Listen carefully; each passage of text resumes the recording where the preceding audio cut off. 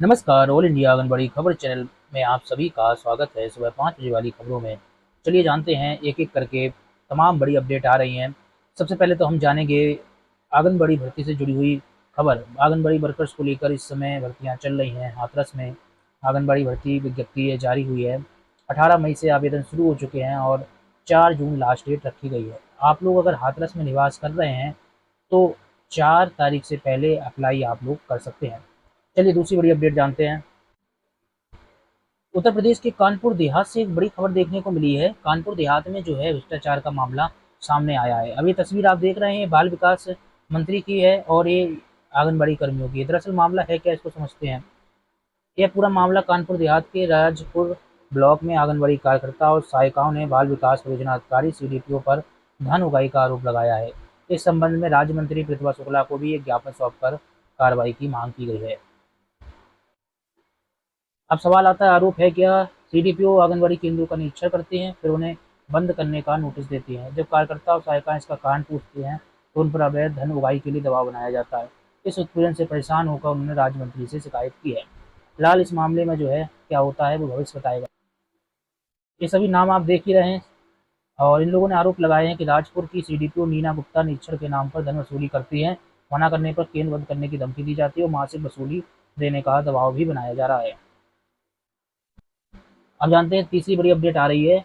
आपको बता दें, राजस्थान की सरकार ने एक जो है बड़ा फैसला लिया है।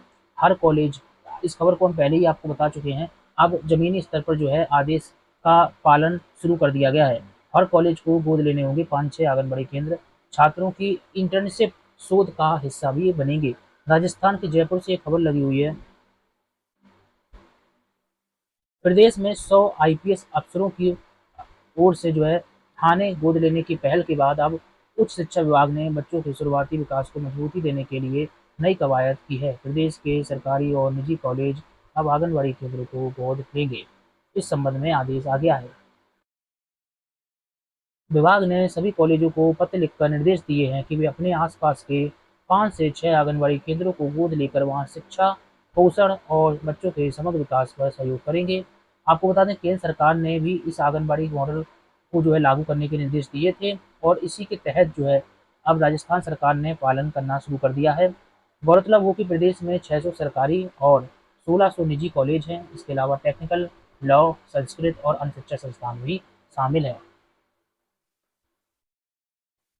अब चलते हैं बिहार। बिहार से एक बड़ी चौंकाने वाली खबर सामने आई है। बिहार के आंगनबाड़ी केंद्रों में जो आधार रजिस्ट्रेशन का काम कराया जा रहा था, उसमें जो है बड़ी जो है दिक्कत देखने को मिली है। दरअसल 0 से 6 वर्ष तक के बच्चों का आधार कार्ड अब नहीं बन पा रहा है।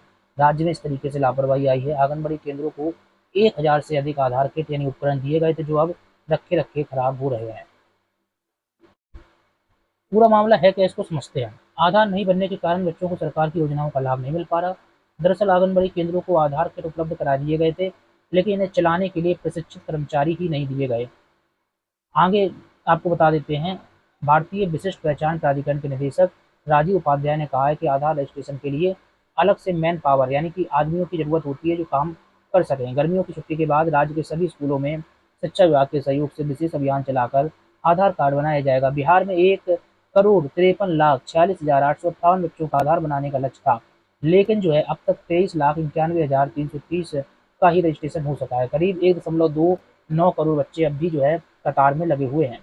तो इस तरीके से रिकॉर्ड निकल कर आया। ये पूरे बिहार का रिकॉर्ड है जिसमें बड़ी संख्या में अभी भी जो है आधार कार्ड से बच्चे वंचित हैं और ये बहुत बड़ी खबर निकल कर आ रही है बिहार में आधार कार्ड नामांकन से जुड़ी हुई। अब इस खबर को देख लेते हैं। उत्तराखंड सरकार की तरफ से जो है पुष्कर सिंह धामी मुख्यमंत्री, इनकी ओर से नवनियुक्ति कर्मचारियों को जो चयनित हैं इनको जो है नियुक्ति पत्र वितरण किए गए। तस्वीर भी आप देख रहे हैं। उत्तराखंड में तमाम विभागों में चयनित 276 अभ्यर्थियों को मुख्यमंत्री पुष्कर सिंह धामी ने नियुक्ति पत्र सौंपा है, जिसमें वन विभाग के 109, महिला सशक्तिकरण और बाल विकास विभाग के 88 और अन्य विभागों के जो है कर्मचारी सम्मिलित रहे हैं।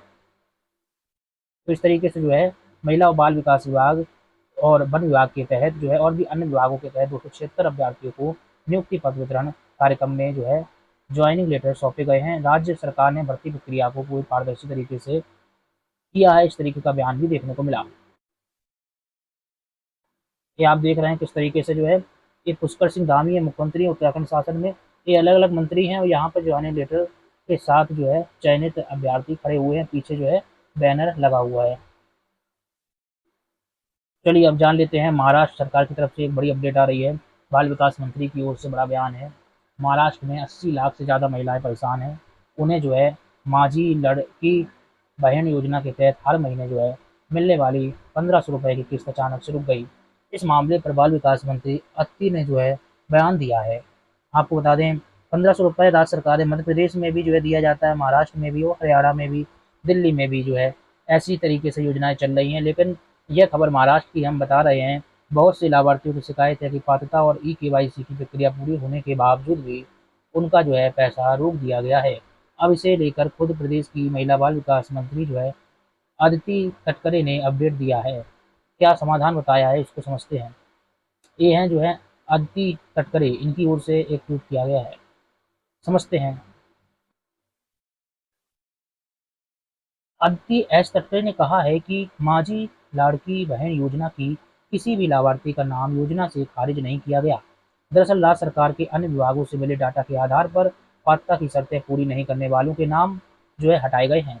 इसी के साथ ही ये भी कहा है कि हमें जानकारी मिली है और ये भी पता चला है कि बहुत से लाभार्थियों की आय, उम्र और अन्य पात्रता की शर्तें लाड़की बहन योजना से मेल नहीं खाती हैं।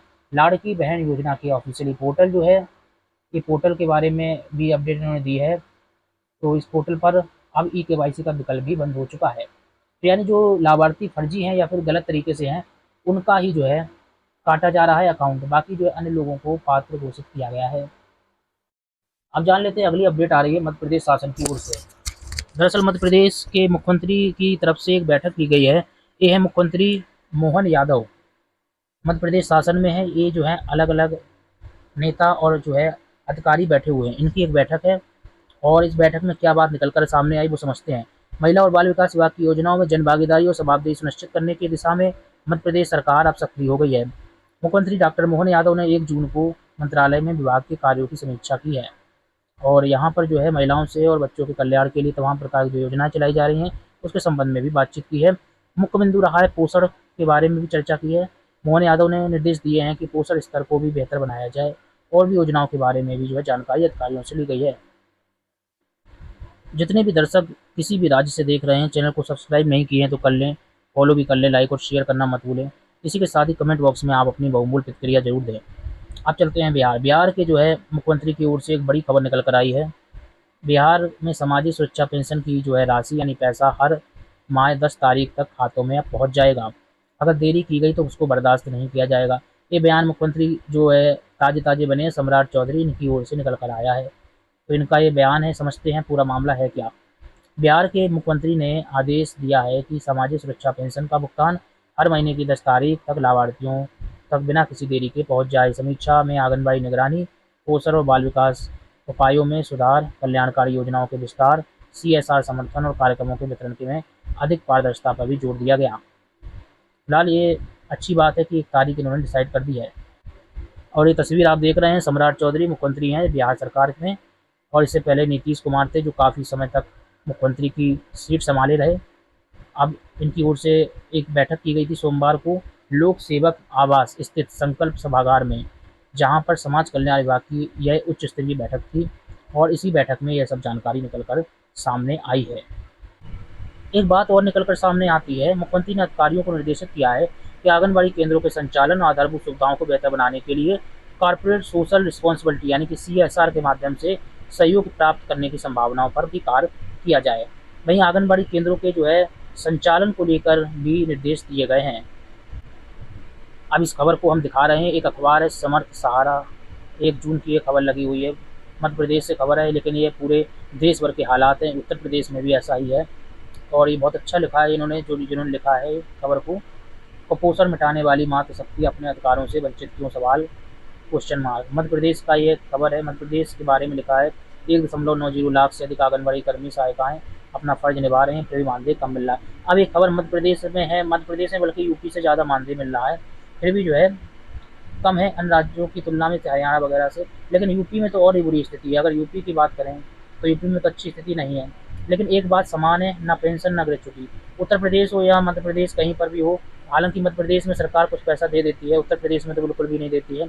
ना ही पेंशन का प्रावधान है, ना ही जो है ग्रेच्युटी का प्रावधान है। इसी कारण से जो है काफ़ी आक्रोश भी यूपी में है।